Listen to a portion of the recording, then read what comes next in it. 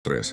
Menurut Vacation and Subjective Well-Being, Journal of Happiness Studies, 2010, liburan membantu menurunkan kadar kortisol, hormon stres, sehingga kamu merasa lebih rileks dan bahagia.